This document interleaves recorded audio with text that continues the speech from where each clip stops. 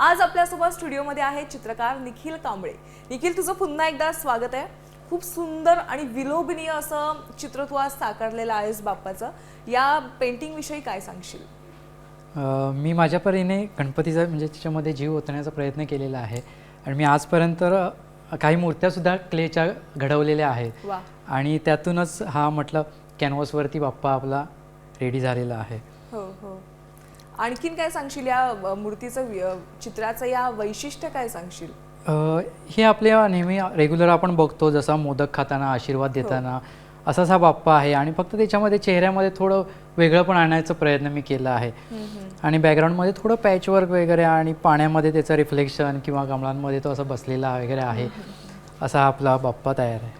हो नक्कीच, आजवर तू अनेकदा बाप्पांचं चित्र साकारलं असेल, रेखाटलं असेल, मात्र आज तू पहिल्यांदाच साम टीव्हीच्या कार्यालयामध्ये आलायस आणि स्टुडिओमध्ये येऊन ते चित्र काढलेलं आहेस।